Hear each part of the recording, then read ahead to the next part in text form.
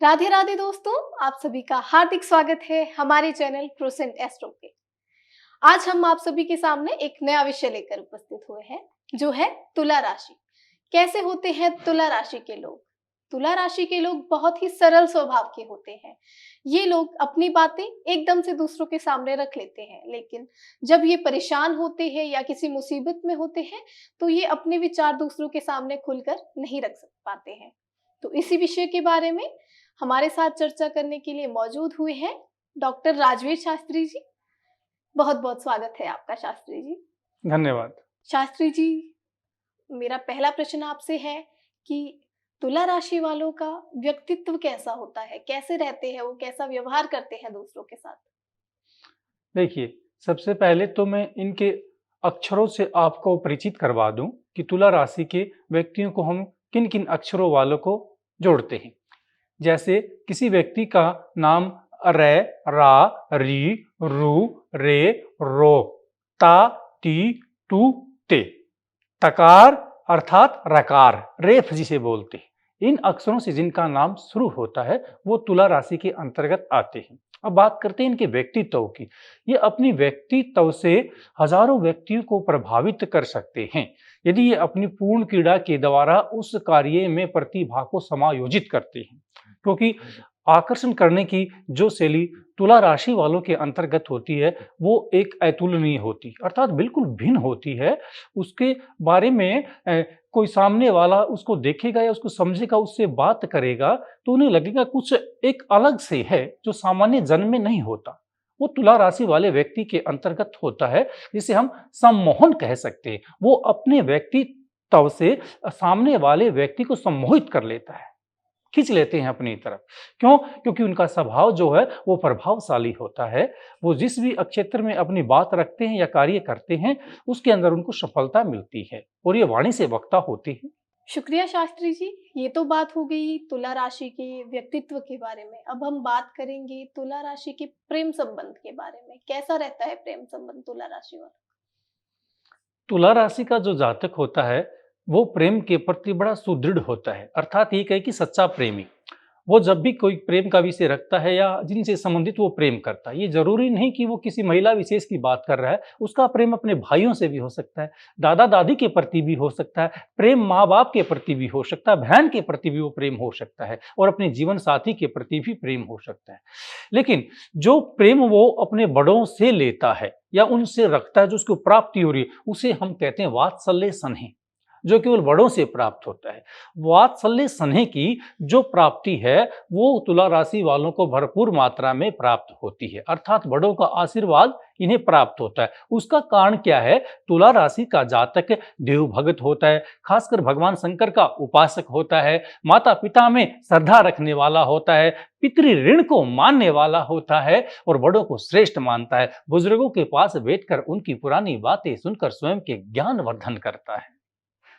अर्थात बड़े बुजुर्ग भी इस राशि के जातक को देखकर उसके प्रति आकर्षित होते हैं और जब भी उन्हें किसी कार्य की जरूरत पड़ती है तो अपने मन या अपनी वाणी से उसी के नाम को उच्चारण करते हैं कि इस राशि तुला राशि वाले फलाने व्यक्ति को यहाँ पर बुलाया जाए।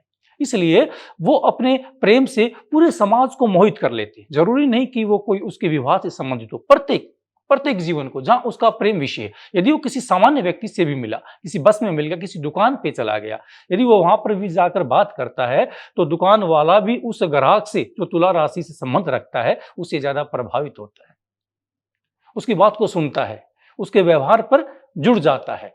और यदि प्रेमिका से यदि इस राशि के व्यक्ति प्रेम करते हैं तो इनका प्रेम सच्चा होता है। ये कभी छल नहीं करते, झूठ और मिथ्या का मार्ग नहीं अपनाते हैं। यदि इनके पास देने के लिए उपहार नहीं है तो ये खाली हाथ जाकर भी अपनी वाणी से स्नेह का उपहार दे देते हैं। प्रेम के विषय में ये लज्जित नहीं होते और जो बात स्पष्ट रूप से इन्होंने कहनी है वो हजारों व्यक्तियों के रूप में भी अपने वक्तव्य को स्पष्टीकरण कर कर कहेंगे, क्योंकि इन्होंने उस पथ को सत्य माना है। इनके पास अगर प्रेम का कोई उदाहरण मिलेगा तो मीरा का उदाहरण मिलेगा, श्री कृष्ण और राधा जी के उदाहरण इनके पास मिलेंगे। यदि ये अपने प्रेम का आध्यात्मिक मार्ग में भी प्रयोग करते हैं तो ये राम के ज्यादा नजदीक चले जाते हैं, ईश्वर के ज्यादा नजदीक होते हैं। क्यों कि ईश्वर भी प्रेम की उपासना को ही समझते हैं। इसलिए प्रेम के जो विषय का सही समीक्षा कर कर उस पथ पर चल सकता है, तो इसमें तुला राशि के जितने भी जातक हैं वो श्रेष्ठ कर सिद्ध होते हैं। वो चाहे किसी भी विषय या किसी भी अक्षेत्र का प्रेम हो, वो उसके ऊपर अपनी जीवन की कसौटी को खरा उतारते हुए वहां सफलता प्राप्त करते हैं और खुशीपूर्वक जीवन व्यतीत करते हैं। ठीक है शास्त्री जी, तो अब आप हमारे दर्शकों को बताइए कि तुला राशि वाले करियर को सफल बनाने के लिए क्या करें, क्या उपाय करें? तुला राशि का जातक प्रारंभिक काल में कुछ विशेष नहीं सोचता है कि मुझे भविष्य में क्या बन रहा है, कि मैं भविष्य में जाकर किस पद के ऊपर जाऊंगा, मेरे लक्ष्य की प्राप्ति क्या निर्धारण होगी। ये मान लीजिए कि 15-16 वर्ष की अवस्था तक इसे खुद भी नहीं पता होता कि मेरा लक्ष्य किस दिशा में है। कोई इसे पूछे तो इसके पास सटीक जवाब भी नहीं होता। इसे कोई पूछे कि आप इंजीनियर बनोगे, आप फौज में जाएंगे या आप शिक्षक बनोगे, तो इसे खुद ही नहीं पता। परंतु ये जब भी अपनी 15 वर्ष की अवस्था से पार निकलते हैं, 16-17 साल की अवस्था में प्रवेश कर जाते हैं, तब इनके जीवन का लक्ष्य इनके सामने स्पष्ट हो जाता है और वो ईश्वर की कृपा से उस लक्ष्य में, उस अक्षेत्र में इतने प्रभावशाली होते हैं कि यदि 20 व्यक्ति उस अक्षेत्र में, उस कार्यालय में, उस स्कूल में, उस बिल्डिंग में काम करने वाले होते हैं, तो सबसे पहले तुला राशि के व्यक्ति को ही अग्रणी किया जाता है, अर्थात उसी को पुकारा जाता है। इस कहने का अभिप्राय ये है, ये अपने कार्य को भी उतने ही मन और लगन से करते हैं जितने अपने प्रेम संबंधों को संभाल कर रखते हैं। ये कार्य के प्रति कभी हीन नहीं होते हैं, समय के बड़े पाबंद होते हैं। जो व्यक्ति समय की कदर करता है उसका कार्य अपने आप ही अच्छा होता है। कार्य किसका खराब होता है? जो व्यक्ति आलस्य रूप को अपने साथ रखता है, आलस्य को अपना मित्र बना लेता है, और आलस्य किसी का मित्र नहीं हो तो सबका शत्रु होता है। शयन से रात्रि बीत सकती है, दिन बीत सकता है, लेकिन जीवन व्यतीत नहीं हो सकता। इसलिए तुला राशि के व्यक्तियों को भगवान गणपति का ध्यान करते हुए नित्य अपने कार्य क्षेत्र में परिश्रम करना चाहिए। ये जिस भी क्षेत्र में परिश्रम करेंगे उसी क्षेत्र में सफलता भी प्राप्त करेंगे। यदि ये अपने 22, 23, 24, 25 वर्ष की अवस्था में किसी सरकारी नौकरी के लिए प्रयास करते हैं तो आपके वहां पर ज्यादा योग बनते हैं, आप शीघ्रता से उसको प्राप्त कर सकते हो। यदि आप विदेश यात्रा का योग बनाएं तो अपनी आयु के 19, 20 या 28 और 29 इन 2 अवस्थाओं में आप विदेश यात्रा का योग बना सकते हैं, जिसमें आपका चंद्र शुक्ल पूरक रहेगा और आपके मार्ग में किसी प्रकार की बाधा नहीं आएगी। धन्यवाद शास्त्री जी। मेरा अगला प्रश्न है कि तुला राशि वालों का स्वास्थ्य कैसा रहता है? अपने स्वास्थ्य को ठीक करने के लिए क्या उपाय करें? तुला राशि के जो जातक होते हैं वो अपने स्वास्थ्य को लेकर कुछ विशेष ध्यान नहीं रखते हैं, खाने पीने चीजों का इतना परहेज भी नहीं रखते हैं, क्योंकि वो जिह्वा के बड़े लालसी होते हैं, अर्थात खाने पीने चीजों का आनंद बहुत ज्यादा लेते हैं। इसलिए इनको कई बार आंखों से संबंधित, नाक से संबंधित रोग और या जाड़ आदि में दांत में दर्द होने की संभावना ज्यादा होती है। खाने पीने की चीजों का इन्होंने ध्यान रखना चाहिए और ये अपने स्वास्थ्य से इनको जीवन में ज्यादातर समस्या आती है जब ये 55 वर्ष से लेकर 60 वर्ष की आयु में पहुंच जाते हैं, तब इनको जीवन में थोड़ा लगता है कि अब कोई जीवन में बाधा आ सकती है। यदि इस पड़ाव से इनका स्वास्थ्य ठीक रह जाता है तो ये अपने जीवन के 85 और 90 वर्ष तक का समय व्यतीत कर सकते हैं और इनके जीवन में किसी प्रकार की कोई बाधा नहीं आती।